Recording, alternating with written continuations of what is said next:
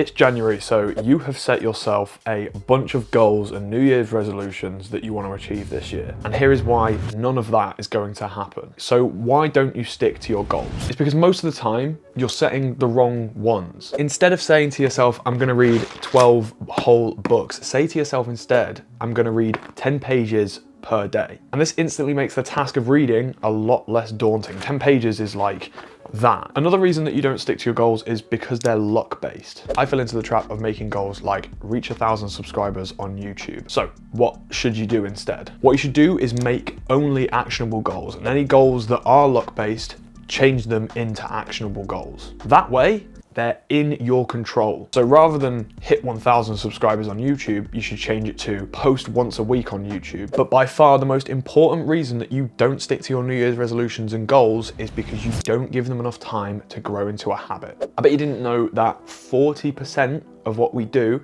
is unconscious habit. If your 40% of unconscious habit is bad habits, then you're just in a downward spiral. So you need to completely rewire and replace those bad habits with good habits. I'm not gonna sugarcoat it, it's not easy, but it isn't meant to be easy, otherwise everyone would have already done it. So start small, and over the days, months, and weeks of implementing better and better habits, eventually you'll get to a point where all the habits that you do are helping towards your goals and achievements. This will take time, but we're talking about year-long goals here. So if you came to this video thinking that this isn't going to take a long time, I don't know what to tell you. Okay, so how should you actually go about making 2024 your best year? Now, I've told you to build good habits, but what even are some good habits to build? The basics are a no-brainer. Basic hygiene, good sleep, and a good diet is kind of the basis for everything else that you do, not just in your productivity and work life, but your entire life. But other habits to build are going to depend on what you feel like you need more of in your life. So for example, you might think, I want to be more mindful this year. How do you do that? Maybe you start implementing the habit of journaling every day or meditating every day. Another example could be financially. I feel like that's got to be quite a common one. How do you get more financial success? Maybe it's a case of learning more, reading more finance books. Maybe it's a case of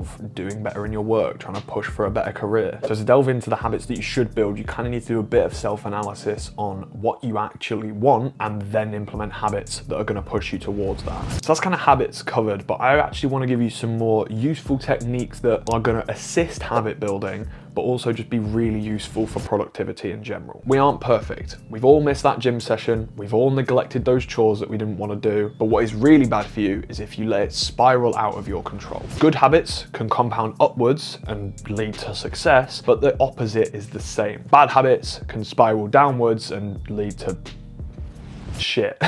So how do you cut off that downward spiral as soon as possible? The 2-day hack. Now the concept is simple. You are allowed 2 days of missing the given activity or habit that you are trying to build, and that's it. That's when your discipline needs to kick in and you say, no, if you want to make this a habit, 2 days is the maximum amount that you can allow yourself to not do it. Stop your mindless procrastinating with the 2-minute rule. You know that you need to get something done, and maybe you know it's going to be quite a long and arduous task. For me, it's often video editing. These long tasks often cause a lot of friction in our minds that make it a lot harder to get started. And oftentimes this friction is overdramatic and unnecessary. So start doing said given task. All you have to do is do it for 2 minutes.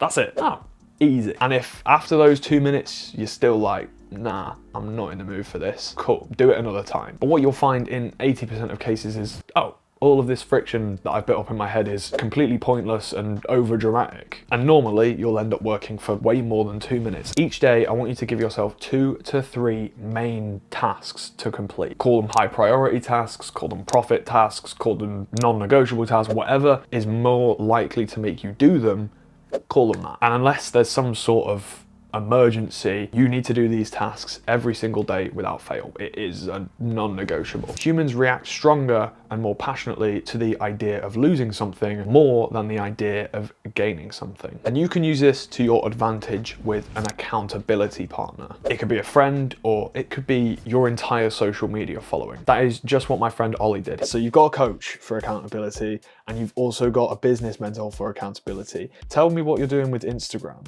Yeah, so I binged every bit of content out there about habit building. There was one rule which absolutely trumped all of them, and that's make it impossible for you not to do it. To get myself to wake up early, I made a piece of content that said, right, I'm going to be waking up in between 5 and 6 a.m. every day for the rest of this year. If I don't post a story on my Instagram story before 6 a.m. and you manage to message me before I've done that, I will send you free creatine. And I was like, I don't know how many people are going to really catch on to this, but I mean, I've put it out there now. You don't realize how many people actually watch your Instagram because third day, I was right on the edge because I'd forgotten to post the story, and I ran downstairs at 6 a.m, put the story up and went, fucking hell, that was a close one. I went to my DMs, there was 7 messages. 7 guys were going, I've caught you, I've got you. And I'm scared shitless now that I'm gonna oversleep, miss my alarm, and wake up to like 20 messages, because that would cost me like, what, 200 quid?